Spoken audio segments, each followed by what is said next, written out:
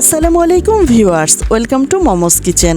আমার আজকের রেসিপিতে থাকছে ঝাল ঝাল সুস্বাদু ও মুখরোচক গরুর মাংসের পুলি পিঠা তৈরি। বাহিরে সুপার ক্রিস্পি আর ভেতরে মশলাদার মাংসের পুর ভরা এই পিঠাটা একবার খেলে বারবার খেতে ইচ্ছে হবে।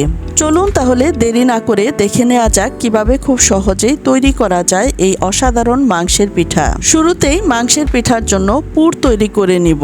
চুলায় একটি প্যান বসিয়ে এর মধ্যে দিয়ে দিলাম 3 টেবিল চামচ মতো রান্নার তেল, আর দিয়ে দিলাম 1 কাপ মতো পেঁয়াজ কুচি, আর দিয়ে দিলাম কয়েকটি কাঁচামরিচ কুচি। এখন আমি এই পেঁয়াজগুলোকে ভেজে নিচ্ছি। দিয়ে দিচ্ছি স্বাদ মতো কিছুটা লবণ। পেঁয়াজগুলো একেবারে বেরেস্তা করব না, হালকা নরম করে ভেজে নিচ্ছি। এখানে আমি রান্না করা কিছু মাংসের পিস নিয়ে এগুলোকে আমি ঝুরা করে নিয়েছি। মাংসগুলোকে আমি পেঁয়াজের সাথে ভেজে নিচ্ছি। কিছুদিন হলো কুরবানির ঈদ চলে গেল, আর এখন আমাদের ঘরে প্রায় মাংস রান্না করা হয়, আর সেইখান থেকে আমি কিছুটা মাংস নিয়ে আজকের এই পিঠাটা তৈরি করে নিচ্ছি। এখানে খুব বেশি তেল ব্যবহার করা যাবে না। এই পিঠাটা ভাজ করার সময় যদি তেল থাকে তাহলে পিঠাটা আর আটকাবে না।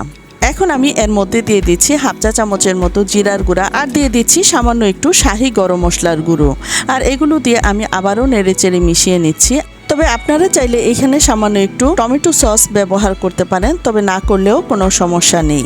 আর এরই মধ্যে মাংসটাও ভেজে নেওয়া হয়ে গেছে। এখন আমি তুলে নিচ্ছি। যারা মিষ্টি পিঠা খেতে পছন্দ করেন না তারা কিন্তু অনায়াসে এই ঝাল পিঠাটা তৈরি করে নিতে পারেন। প্যানটাকে ক্লিন করে চুলায় বসিয়ে দিলাম, আর এখানে দিয়ে দিচ্ছি 2 কাপ পরিমাণ পানি, দিয়ে দিচ্ছি স্বাদমতো লবণ, আর দিয়ে দিলাম সামান্য একটু তেল। আর পানিটা যখন ফুটে উঠেছে তখন আমি এর মধ্যে দিয়ে দিচ্ছি 2 কাপ পরিমাণ আটা। তবে চাইলে আপনারা এখানে আটার পরিবর্তে চালের গুঁড়াটাও ব্যবহার করতে পারেন। তবে আজকে আমি আটা দিয়েই পিঠাটা তৈরি করে দেখাচ্ছি। এখন আমি আটার খামিরটাকে চুলা থেকে নামিয়ে গরম অবস্থাতেই মথে নিচ্ছি। হাতের মধ্যে সামান্য তেল লাগিয়ে নিলাম, এতে করে আর হাতে লেগে যাওয়ার কোনো সম্ভাবনা থাকবে না। আটার এই ডোটাকে আমি খুব ভালোভাবে মথে নিচ্ছি। ডোটা কিন্তু খুব বেশি নরম আবার খুব বেশি শক্ত হবে না। ডোটা যখন খুব ভালোভাবে মথে নেওয়া হয়ে গেছে, এখান থেকে আমি অর্ধেকটা ডো নিয়ে 3 ভাগে ভাগ করে নিচ্ছি। এখান থেকে একটি ভাগ নিয়ে আমি রুটি তৈরি করে নিচ্ছি। রান্না করা মাংস দিয়ে যদি এই পিঠাটা তৈরি করে নেওয়া হয় তাহলে পিঠা তৈরিতে তেমন কোনো ঝামেলাই থাকে না। এর মধ্যে সামান্য আটা মেখে আমি রুটিটা তৈরি করে নিচ্ছি। আর রুটিটা কিন্তু খুব বেশি মোটা করে তৈরি করা যাবে না। এখানে আমি আটাটাকে সিদ্ধ করে রুটি তৈরি করে নিচ্ছি। আপনারা চাইলে স্বাভাবিক পানি দিয়েও কিন্তু ডোটা তৈরি করে নিতে পারবেন। আর রুটির পুরুত্বটাকেও আমি দেখিয়ে দিলাম, খুব বেশি মোটা আবার খুব বেশি পাতলা হবে না। রুটির এক পাশে আমি কিছুটা মাংসের পুর দিয়ে দিলাম, আর হাত দিয়ে চেপে চেপে আটকিয়ে দিচ্ছি। খুব ভালোভাবে চেপে দিতে হবে, তা না হলে কিন্তু পিঠাটা ভাজার সময় ভেঙে যাবে। আর এখানে একটি স্টিলের বাটি নিয়ে এর সাহায্যে আমি পিঠাটা কেটে নিলাম।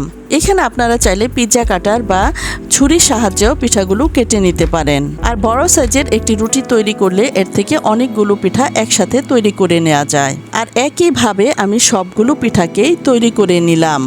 এখন আমি এই পিঠাগুলো ভাজার জন্য চলে যাচ্ছি।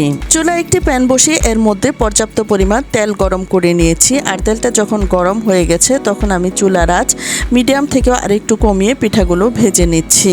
সবগুলো পিঠা কিন্তু একসাথে ভাজা যাবে না, তাহলে পিঠাগুলো ভেঙে যাওয়ার সম্ভাবনা থাকবে।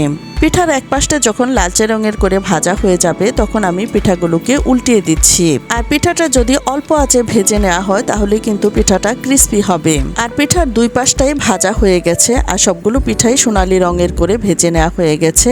এখন আমি তেলটা ছেঁকে তুলে নিচ্ছি। এখন আমি বাকি পিঠাগুলোকেও ভেজে নিচ্ছি। তবে এখানে চাইলে আপনারা গরুর মাংসের পরিবর্তে মুরগির মাংস দিয়েও কিন্তু এই পিঠাটা তৈরি করে নিতে পারবেন। আর বাকি পিঠাটাকেও আমি উল্টিয়ে পাল্টিয়ে সোনালী রঙের করে ভেজে নিলাম। আর একইভাবে আমি সবগুলো পিঠাকে ভেজে তুলে নিলাম আর সার্ভ করে দেখাচ্ছি। আর পিঠাটা যে কতটা ক্রিস্পি হয়েছে সেটা আপনারা দেখে নিশ্চয়ই বুঝে নিতে পারছেন। এখন আমি একটি পিঠাকে ভেঙে দেখাচ্ছি। দেখুন, মাংসের পুর ভরা এই পিঠাটা দেখতেই বোঝা যাচ্ছে এটা কতটা লোভনীয় হয়েছে। আর এরই মধ্যেই তৈরি হয়ে গেল আমার আজকের মজাদার এবং মুখরোচক গরুর মাংসের পুলি পিঠা তৈরি। আবারও দেখা হবে নতুন কোনো ভিডিওতে। আজ এ পর্যন্তই। আল্লাহ হাফেজ।